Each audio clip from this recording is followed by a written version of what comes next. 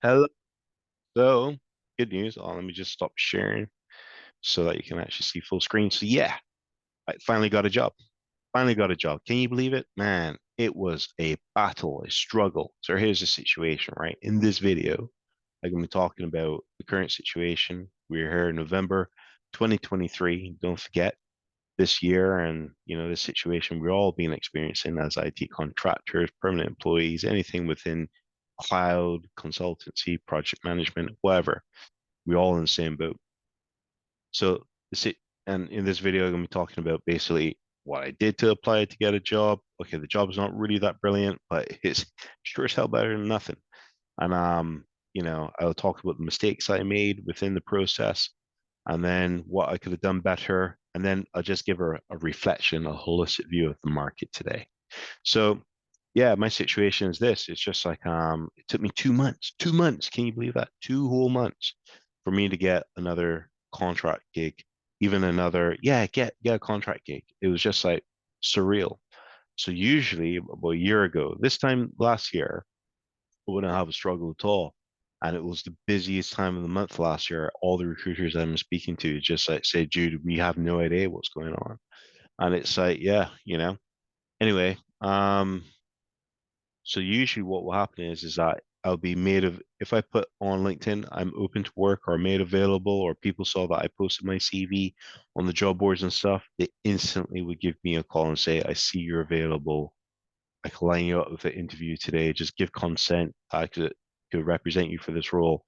And literally I probably get like 6, 7 calls in an hour on a day and probably like offer for interview, and then probably in some circumstances I'll have an interview and an offer on the same day. This time, not a chance. So 2 months out, and I have I've applied for 300 roles. I had, I believe, 10 interviews. Now those 300 roles I applied for were a mix of perm and contract because at the time it's just like I need to get some cash, man. I need to get some cash flow going on. I got to pay the bills. Okay, I got savings and all, but I don't want my savings to be depleted and wait for the right role to come around. That's not a good strategy when you got to survive, right? You just need to be able to make sure you get a role. Now, the other thing is getting a role that's actually matching your desired skill set that you want to acquire, that went through the window. It's just like, I couldn't be picky where I wanted to be doing Azure or Azure, however you want to pronounce it, doing Kubernetes, doing CI/CD pipelines and stuff. That was not necessarily the option. I needed to just grab what I could. So I did. So the role that I'm doing is remote because in my situation, my wife's got MS. So I need to be at home, help support, take care of the kids and stuff, make sure that, she's looked after, number one priority. And the rules remote, it's inside R35, the bane of my life. And yeah, now because the interest rates have shot up and you've got the inside R35 rubbish, what's happened is that I need to be able to sell my home. Oh yeah, and I need to take care of my wife as well. So I need to sell my house, that I worked so hard and long for. And my interest rates, because they're almost, I will say triple, man. I'm paying a lot of money for nothing. I'm probably paying at least what, £1,600 of interest. Like that's just garbage, dude. There's no point.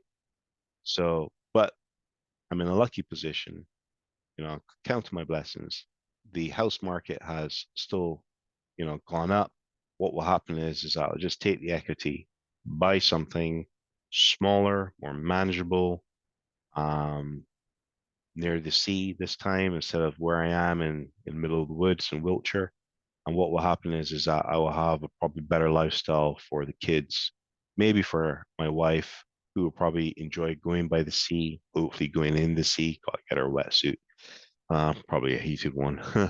And yeah, that's just basically where I am. So let's talk about, you know, what I did. So I applied for roles just as I alluded to, apply for permanent and apply for contract, but the ideal thing is to get the contract going. Reason being is because that's where you've got more cash in your hand. The current market or the market at that time was like for my skill set where I've got like friggin' 8 years, dude, 8 years, and all those books I friggin' read, you know what I mean?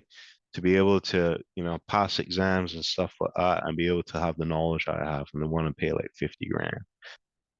But what I did was is I still you got to play the game. Everything is a game. So when you are trying to look for work and stuff like that, you still need to keep practicing your interviews. The interviews were practice on the permanent roles. I didn't want the job at 50 grand, but I needed to make sure that I was confident that when the job really came across I wanted, I had the momentum or the thought process of being in an interview to be able to succeed at that, right? So that was a given. That's what I did, you know. And I think probably had like, did I say 8 or 10 interviews? Let's call it 10. Um, Probably four of those were permanent and definitely not actually taking them on, and six of them were on contracts. And the thing is that because when you're applying for the jobs and when the jobs were coming in and they were ready to hit, what happened was is that I didn't really prepare well. This is where I went wrong. I should have kept some sort of spreadsheet to say, here's my interviews I have. These are the ones I really want. This is how to prepare for them.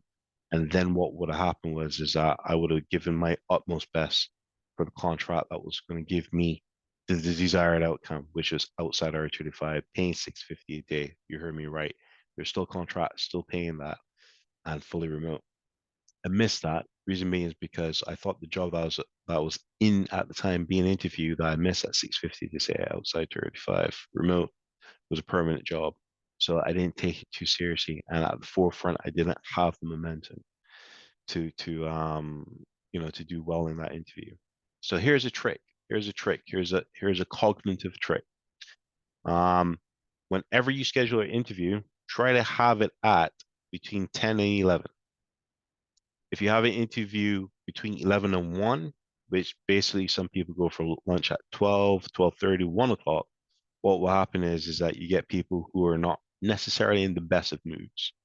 One and two is that they just want to get the interview done as quick as possible. So having an interview from 10 between 10 and 11 is a sweet spot.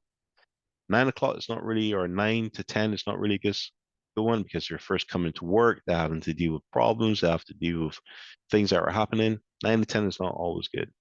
The second best, but you should try to avoid it, is between 1 and 2 o'clock.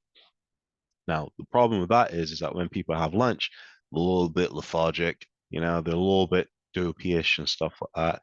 Sometimes they don't actually listen to you properly and stuff, and you have to repeat yourself. Um, but what will happen is that if you're the first interview of that day, then what will happen is that you get the best results. That's my tip for the day. And yeah, but the mistake I made, didn't prepare too well. So lastly, let's just round this up and let's just talk about today's market and what I will suggest to people about where you should go and what you should do and how things should run and what you should prepare for in the future. So if I look at GCP Cloud, now you always hear me talking about Azure, but I do have my mind on other cloud vendors, right? Including on-prem VMware. You need to be able to try and understand that, I specifically talk about Azure because that's where I'm comfortable with. But for those people who say, well, are you only talking about Azure? Not necessarily. So let's just round that up. Okay. So what I'm finding surprisingly this year, in a bad market, GCP is actually increase in job demand. So this time last year, I think I saw like 150, maybe 200 hits. Now it's 663 for contract. Let's see what we got for perm. And just take its time. Okay, ignore that figure. And I find with JobServe sometimes they give you duff jobs. Um, they give you, so I will probably say that that figure should be about, let's call it 800 really of GCP rules. But that's a lot, man. You know what I mean? That is a tremendous amount. Hey, look, Bournemouth. That's where I'm going to soon. Near there. I'm not going to Bournemouth really. But yeah. But yeah, that to me, see what I mean? You look for GCP jobs that you got AWS. So let's just call it 800. That's a lot. That's a lot. That's way more than I've seen for a very long time. So that's GCP. Let's look at AWS, you know, and it's okay, 711. That's okay. Usually it was like 1,000, but it's 100 plus more than GCP, and you're going to get a mixed bag. Now, I find for the second time, so when we had COVID and things dived, when things were starting to pick back up, the first thing or the first skill that was asked for AWS guys. Um, you know, not sure why, but the first thing that was climbing up was AWS. Google Cloud wasn't even actually mentioned, and then Azure in the background. I'm still finding that same trend, AWS first. So that's permanent. I mean, that's contract. That's like a perm. Um, 187, similar to GCP, but I will say, let's take this off actually. 1237 is a little bit higher, but again, I would just take it as, let's say there are 800 live roles. What I'm now seeing in the trend is this. Now, this could be a Duff job. I don't know. And I can tell you what Duff jobs look like. They don't have much detail in them, and they don't have much specifications. This looks like a live role, in my opinion. This is an example of a Duff job, harvesting of CVs, and these guys are guilty of it. And I'm not going to hold myself back. I've seen so many jobs posted by these guys of similar roles, but cut or watered down versions. And this to me is a watered down version of a job where they're just looking for people who are in this skill set. They're going to take your CV, and when they get a client, they'll then use your CV credentials to say, this is the people that we have. But anyhow, if that's what they don't do, or if you're from Opus RS and you don't believe in what I'm saying is accurate, just to let you know, you guys are actually not doing good service in the industry because you are posting jobs that you don't have clients for. And I got friggin' proof as well because I called you up. I'm not going to say the person I spoke to, and I say, hey, I saw that you just posted the job. And you say, oh, that job isn't live. Yeah, just ignore that. I just like, dude, so why are you posting? And then you say, oh, I gotta go. You put the phone down. So, you know, and I didn't call underneath Jude. If you want to look in your phone system and you want to know who you got a call from, look for a number underneath Joe. That's basically my code. So my name is Joe, Joe Abraham, and I give you guys a call, and that's what's happening. Anyway, and Joe Abraham is actually a real name. It's my uncle back in West Indies, but yeah, he's not around anymore, so I thought I could just borrow it. So thank you. Good job. Anyhow, so the market's picking back up. The market's looking healthier, you know. Let's look at VMware for those guys who do things on-prem or who are actually in a hybrid role. How are things going? 1,200 hits. That's massive. I haven't seen that for a wee while. And then contract, we've got for contract 670. Kind of leading the same things, but again, it's how much of those are actually for VMware. Maybe I need to take out DevOps and be able to search that properly because that's more like it 44. Yeah. And then contract here. And then permanent, my apologies, VMware. That's more like it. Wow, UCS, I used to do that. And it's only offering 60-70. Glad I switched to the cloud. See that? Always look at the market. Always pivot, guys. Always be on the curve. If not, you get left behind. When I was doing this stuff, like UCS was like VBlocks and stuff like that. What was happening is that back in those days, like if you had accreditations for I can't remember the name of the storage now, not Sirens, but it's EMC. So EMC now bought by Dell, VMware, and then Cisco UCS Blades. If you had those accreditations, easily 100, 120. Now 70, you know, and it's a hard skill to achieve. Anyway, last but not least, my favorite, Azure. So wow, banging. Let's see. Us got more hits, but maybe, I'll play it down. So let's say 800 of those. But look, it's climbing back up. I saw data engineer jobs. Could you believe this? Like pathetic, like,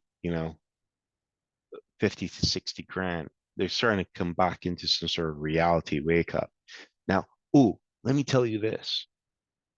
What you're going to find is that watch when the market starts to climb and there's more job postings than people, right? Those people who accepted jobs for permanent because they needed the cash between 50 to 70 because they had a taste of what their value at in the contracting world and that money. What you're going to find is that they're just going to, when the market picks up, they're just going to drop it and go, right? And I tell you why is because they feel undervalued, and it's like, why wouldn't you? You would do the same thing. Let's go for contract here. That's 711. That's not bad. And let me just take out the not stated. But I tell you what, this is not a good comparison because I didn't put in DevOps, did I? So it's a DevOps engineer that you're looking at. Yeah, 424. That's better hit. And permanent for that. Yeah, I'm just going to take out the job's not posting money. I never apply for a job that's not posting money. Okay, we got the AWS posted here, 70. Let's see how much. Okay, so you got 135 jobs above 100. And look, if I've not given you that information for the AWS and Google stuff, I'm sorry. But you could go to this website and see it for yourself. It's not just limited to me. DevOps Kubernetes is this. That's ECS. That is Azure. Google 100 to 120. And I'm looking for Azure and you give me Google. Maybe Azure's mentioning the skill set. Senior platform engineer. Ooh, this is nice. What is this? Azure Kubernetes, Terraform, C Sharp. Very good skills. We'll definitely apply for that bad boy. Not because of the money, but because of the challenge. The challenge. Who does Octopus and Team City? Come on. Get rid of that crap. Anyhow, what can I say? It's really good. Yeah, and that's it. So I talked to you about me getting a job. Sweet. Thank you for those people who've got my back and congratulate me. I've told you about the mistakes I made and stuff like that and what I prefer to do. And the market today, the market's improving. The market's climbing back. You know, I am seeing more jobs posted. I'm seeing even recruiters who are in LinkedIn posting jobs, which wasn't happening like a month or so ago. It's coming back to some sort of normality. I think what will happen is that I'm also seeing a lot of jobs saying that they're having a January start. They're trying to like grab the talent while they can and just commit to the January. But and I think what's happening is because people will know where they are with the budget, people will know um where they are with the projects and stuff. We got to remember some companies do furloughs around this time of year, especially in December time and stuff like that.